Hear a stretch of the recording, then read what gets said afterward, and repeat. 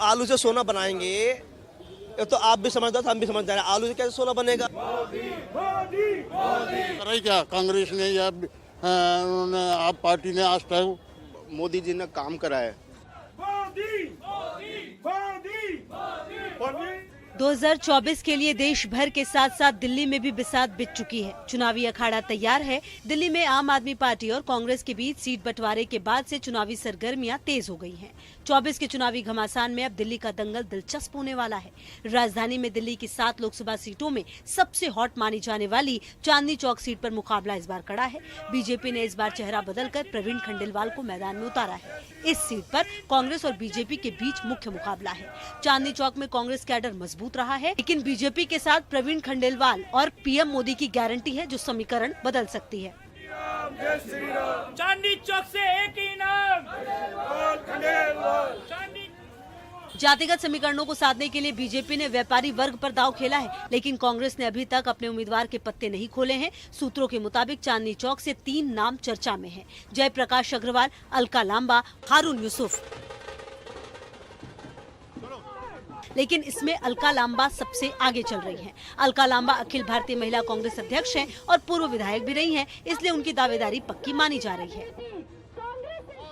लोकसभा चुनाव के 27 साल के आंकड़े बताते हैं कि राजधानी में भी चुनाव में जातिगत समीकरण बड़े मायने रखते हैं। संसदीय ही नहीं, एमसीडी और विधानसभा चुनाव में भी कास्ट इफेक्ट असर डालता है। चांदनी चौक से वैश्य सांसद के जीतने का ट्रेंड रहा है, इसलिए बीजेपी ने इस बार व्यापारी वर्ग से ही कैंडिडेट उतारा है। भगवान विश्वनाथ की पूजा अर्चना कर रहे हैं और उनसे प्रार्थना कर रहे हैं कि वो हम सबका जो लक्ष्य है कि कांग्रेस की जमानत जब्त हो, उस लक्ष्य को पूरा करें। जय श्री राम। तो मोदी जी के नेतृत्व का कमाल है कि संसद में तो जाना तय है। अब तो सब कार्यकर्ता मिलकर के इस बात का प्रयास कर रहे हैं कि वो मार्जिन कितना बड़ा हो सकता है। लेकिन क्योंकि मैंने पूरे जीवन भर व्यापारियों के साथ कंधे से कंधा मिला करके काम किया है, तो व्यापारियों की एक एक समस्या की मुझे मूल जानकारी है। बहुत सारे विषय हम लोगों ने पूर्व में उठाए भी हैं और हमने उनका समाधान भी किया है। चांदनी चौक के नाम का ऐलान होने के बाद बीजेपी उम्मीदवार प्रवीण खंडेलवाल एक्शन में आ गए और उन्होंने अपना रोड मैप भी तैयार कर लिया है। मैंने ये तय किया है कि सांसद बनने के बाद मैं किसी भी मकान में नहीं बैठूंगा, मैं किसी बिल्डिंग में नहीं बैठूंगा, मैं किसी कमरे में नहीं बैठूंगा। मैं मेरे स्वर्गीय ताऊ जी श्री सतीश चंद्र खंडेलवाल की तरह पटरी पर मेज लगा करके बैठूंगा और मेरे अस्त्र शस्त्र यानी कि हमारी शेर की मोहर, पैड और लेटर पैड 24 घंटे तैयार हैं। ना तो कार्यकर्ता और हमारी दूरी होगी, न जनता और हमारी दूरी होगी। उस दूरी को किसी भी हालत में भाजपा कार्यकर्ताओं ने संकल्प लिया है कि वो उस दूरी को रहने नहीं देंगे। चांदनी चौक से प्रवीण खंडेलवाल के उतरने से व्यापारियों को ताकत मिल गई है। व्यापारियों का कहना है एक व्यापारी दूसरे व्यापारी की समस्या समझ सकता है। देखो, व्यापारी जो है बीजेपी को शुरू से वोट देता आया है। हमारा व्यापारी समाज में जीएसटी आने के बाद काफ़ी व्यापारियों को आराम हुआ है, पर इस समय सबसे बड़ा इशू है एमएसएमई। एमएसएमई के अंदर व्यापारी जो है, सारा व्यापारी समाज परेशान है, क्योंकि 15 दिन से लेकर और 45 दिन का जो पीरियड है, 45 दिन में पेमेंट क्लियर करनी है, उसको लेकर व्यापारी समाज में काफ़ी रोष है, गुस्सा है और व्यापारी समाज उससे काफ़ी परेशान है। एक दूसरा मुद्दा हमारा चांदनी चौक का है। वो चांदनी चौक के अंदर जो हमारा लोडिंग अनलोडिंग का इशू है, वो इतना बड़ा इशू है। हमारा यहाँ इतना बड़ा व्यापारी समाज है और स्थिति ये है कि सवेरे 9 बजे से पहले माल आएगा कि रात को 9 बजे के बाद माल आएगा और जाएगा। इतनी डेंसिटी है, इतनी पॉपुलेशन का और ट्रैफिक की इतनी व्यवस्था है। यहाँ सब बंद कर रखा है। पता नहीं दिल्ली सरकार क्या चाहती है हमारे से। सबसे बड़ी जो उपलब्धि है वो भारतीय जनता पार्टी की है कि एक व्यापारी नेता को उन्होंने चांदनी चौक क्षेत्र से उम्मीदवार बनाया है। व्यापारी की परेशानी बहुत अच्छी तरह समझ सकता है, उसको हल करवा सकता है और हमारे बहुत काम का रहेगा। इसलिए हम इस बात से खुश हैं कि नरेंद्र मोदी जी ने ऐसे प्रत्याशी को यहाँ से उतारा है जो व्यापार की समस्याओं को अच्छी तरह समझ सकता है सुलझा सकता है और उसके ऊपर सही निर्णय ले सकता है। रात को हम लोग जिस टाइम दुकान बढ़ा के जाते हैं, सबसे बड़ी जो सुरक्षा का हमारा जो मुद्दा है कि हम लोग सुरक्षित नहीं है। कभी भी 4 लोग हमें घेर के कभी भी कोई कांड कर सकते हैं। आप अपना कैमरा घुमा के देखिए, अभी सामने हमारी दुकान के सामने कैसे ये लोगों का जमघट लगा हुआ है, देखिए लोग सो रहे हैं। मेन सबसे बड़ा समस्या का जो मुद्दा है, रोड बनने के बाद बेघरों का। दिल्ली गवर्नमेंट उन्हें बेघर कहती है, लेकिन हम उन्हें बैड एलिमेंट कहते हैं। चांदनी चौक के व्यापारियों को मोदी की गारंटी पर पूरा भरोसा है और प्रवीण खंडेलवाल के यहाँ उतारे जाने से वो खुश हैं। आप लोग जब वोटिंग का जो आप लोगों का पैटर्न होगा, आप लोग सुरक्षा की दृष्टि को भी ध्यान में रखते हो अपना वोटिंग? देखो सर, व्यापारी को क्या चाहिए? व्यापार और सुरक्षा। हम यहाँ व्यापार करने आए, व्यापार करके हम जा रहे हैं, हमें सुरक्षा नहीं होगी तो वो व्यापार हमारा किस काम का? यहाँ व्यापारी भी आता है और ग्राहक भी आता है, दोनों को ही सुरक्षा चाहिए।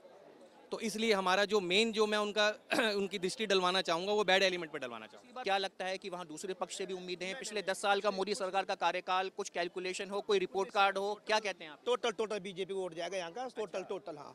लेकिन कार्ड में पूरे बटा पूरे हैं पूरा सर, यहाँ से कोई भी हो, मोदी जी के फेस वैल्यू के वोट जाएगा, अदर न कि उसके ऊपर। एक चौथी समस्या में और है सर, यहाँ पे सर हर कटरे में, हर मार्केट में, गली कूचे में सर एक बिजली के तारों का बहुत बड़ा जमघट लगा हुआ है। वो हर बार हादसे का कारण बनता है।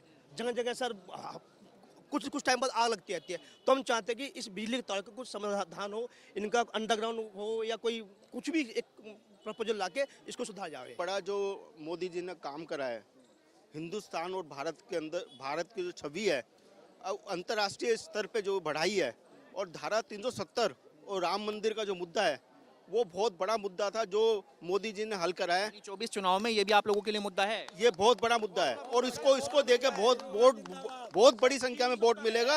और राम मंदिर जो इशू है सबसे बड़ा इशू रहेगा और इसको लेकर हो सकता है 400 पार तो होएगी, इसमें कोई दो राय नहीं है। और लोगों को, हिंदुओं को जगाने का भी काम करा है उसने। विपक्षी पार्टियों के कामकाज को लेकर चांदनी चौक के लोग नाराज दिखे। उन्होंने कांग्रेस से लेकर आम आदमी पार्टी को लपेटा। यहाँ के लोगों में फ्री बीज को लेकर गुस्सा दिखा। प्रवीण खंडेलवाल बहुत पूरी मेजोरिटी से जीतेंगे और कम से कम 75% वोट इनको आएगी। हाँ बिल्कुल, एक बात समझिए, अभी तक तो इनके अपोजिशन वालों के पास कोई कैंडिडेट ही नहीं मिल रहा है यहाँ पे। सीधी बात, किसको खड़ा करें किसको नहीं खड़ा करें। और दूसरी बात, आपने अभी बोला केजरीवाल जी ने 1000 रुपये जो लेडीज के लिए तो करे हैं, आप 10 रुपये तो लेके दिखा दो। अभी साल भर का इनका टेन्योर है, अगले साल जनवरी तक का इनका टेन्योर है। 10 रुपये नहीं ले सकता। हमारे सबकी लेडीज हैं, कौन किसको देगा पैसा? ये खाली नोटंकी है और कुछ नहीं है बस।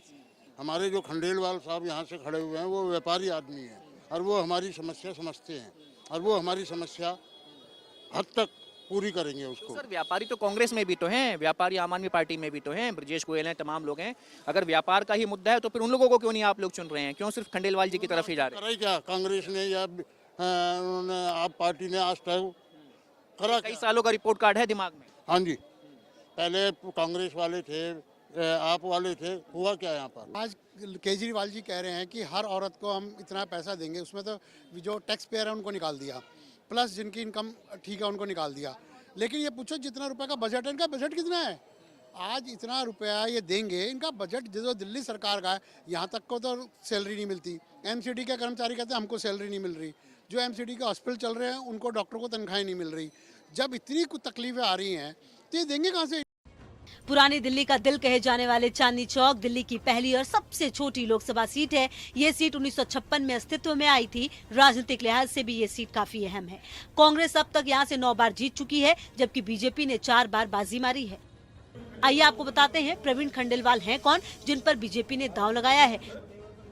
दरअसल प्रवीण खंडेलवाल दिल्ली के एक व्यवसायी हैं जो confederation of all India traders संगठन के संस्थापक और राष्ट्रीय महासचिव हैं। खंडेलवाल को साल 2017 में जीएसटी पैनल का हिस्सा बनने और 5 जुलाई 2021 को केंद्र सरकार के पैनल के सलाहकार के रूप में open network for digital commerce का सदस्य बनाया गया था। खंडेलवाल ने देश भर में चीनी वस्तुओं के बहिष्कार के लिए भारतीय सामान हमारा गौरव अभियान शुरू किया। प्रवीण खंडेलवाल दिल्ली यूनिवर्सिटी के छात्र रहे हैं।